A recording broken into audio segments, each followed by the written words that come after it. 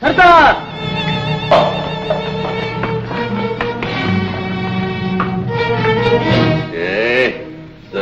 రంగ పిట్ట ఏ ఊరుదో గాని గట్టిగానే ఉంది.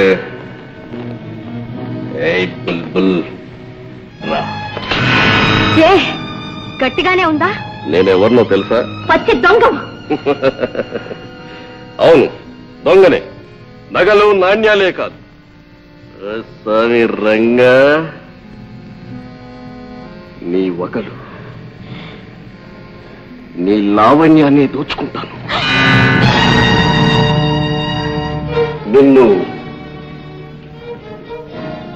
నువ్వు ఆ ప్రజానాయకుడు దుర్గాదాస్ కూతురు భవాని, అవునా? నీలాంటి దోపిడీ దొంగకు ఆ దేశభక్తుని పేరు ఉచ్చరించడానికి కూడా యోగ్యత లేదు.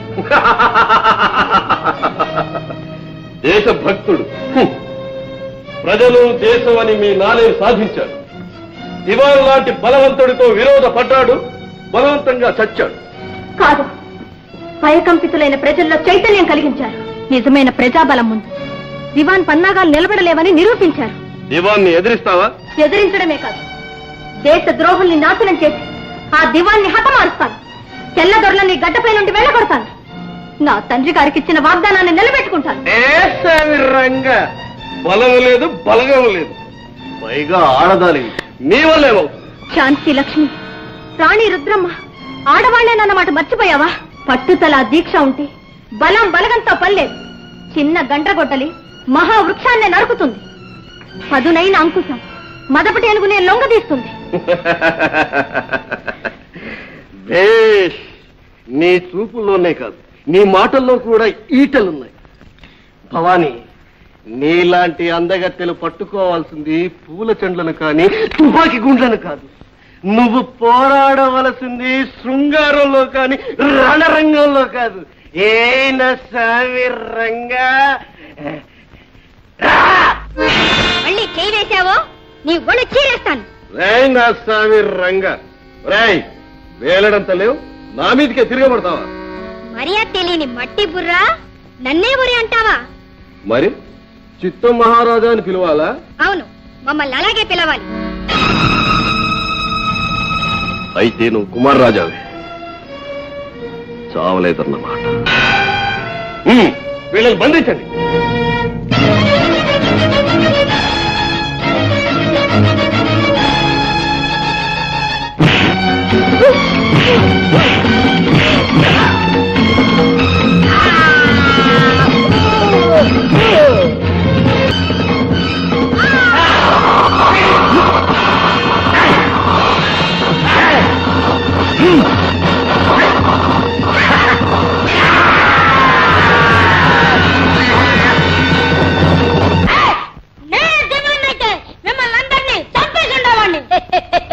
ఓరి భుజంగం, రాజ్యకాంక్షతో రాజులు చంపి తెల్ల దొరలతో మంతనాలు జరిపి రాజవుతాట్రా నువ్వు రాజు కావు. అర్థమైందా? మేము బ్రతుకున్నంత వరకు నీకా పదవి దక్కదు, జాగ్రత్త.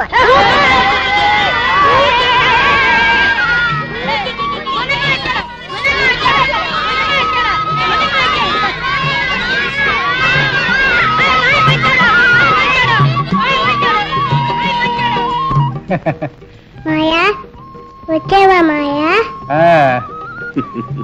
ఏమ్మా సరళ, బాగున్నావా? గున్నయ్య, ఆ దుర్మార్గుడి దగ్గర పని మానేసి ఇక్కడే ఉండిపోరాదు? కాదు తాత, నా కుటుంబాన్ని సర్వనాశనం చేసిన ఆ దివాన్ని, నా చెల్లెలి జీవితం పాడు చేసిన ఆ సర్దార్ని నామరూపాలు లేకుండా చేయాలి. వాళ్ళ పక్కనే ఉంటూ వాళ్ళ ఆట కట్టించాలి. అవును భవానీ, దివాన్ చేసే అరాచకాలను అరికట్టాలంటే, వాళ్ళు వేసే ఎత్తులకు పై ఎత్తులు వెయ్యాలంటే, వాళ్ళ తంత్రాలు ఎప్పటికప్పుడు మనం తెలుసుకోవాలంటే గున్నయ్య లాంటి వ్యక్తి అక్కడ ఉండడం చాలా అవసరం. అది నిజమే తల్లి. అమ్మ, నువ్వు కుమార్ రాజా వారు కనపడక ఎంతో కంగారు పడుతున్నావు తల్లి. ధర్మే తాతయ్య, ఇక మీదట మనం చాలా జాగ్రత్తగా ఉండాలి. రాజావారి వేష భాషలు, రాత్రికపు పద్ధతి అన్నీ మార్పించాలి. అందరి పిల్లలతోనూ కలిసిమెలిసి ఉండేటట్టు చెయ్యాలి. రాచబిడ్డని ఎవరికి అనుమానం కలిగించకుండా చూడాలి. అలాగేనమ్మా. నేను అప్పుడప్పుడు వచ్చి కలుసుకుంటాను. పిల్లలు జాగ్రత్త. సరే తల్లి.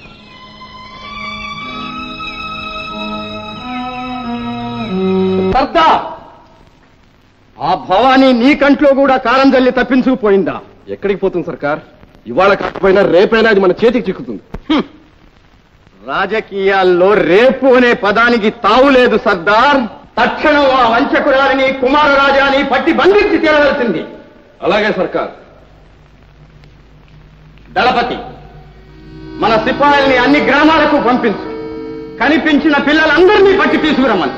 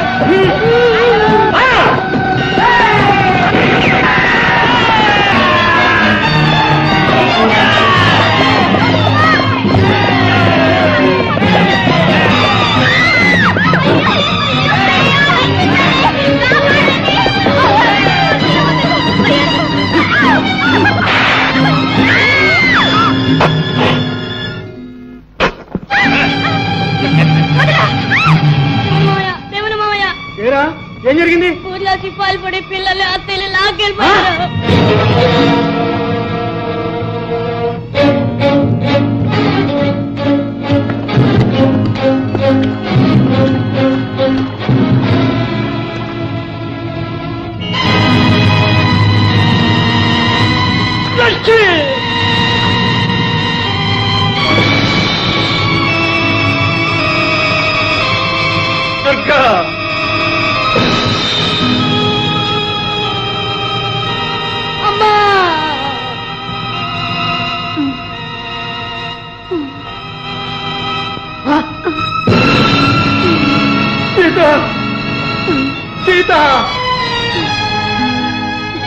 మావా వచ్చేసావా? మావా వచ్చేసావా?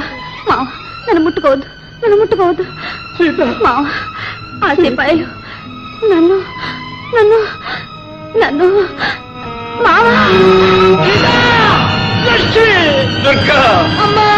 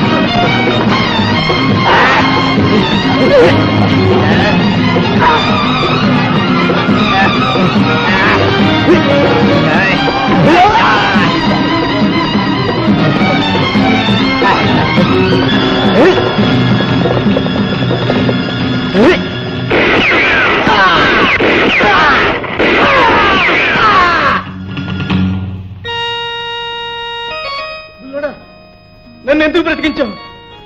నా సీత లేకపోయిన తర్వాత నేను ఎందుకు బ్రతకాలి? విచారించు. నీలాంటి కండబలం గుండె బలం కలిగిన వ్యక్తి చేయవలసింది పిరికితనంగా మరణించడం కాదు. నీ సీతకు జరిగిన అన్యాయం ఇంకొక స్త్రీకి జరగకుండా చూడాలి. పచ్చని జీవితాల్లో భస్మం చేస్తున్న పరమ కిరాతకుల్ని పట్టి పరిమార్చాలి.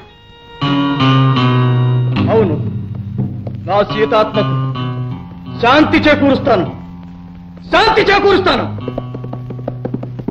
శ్రీలు లడా!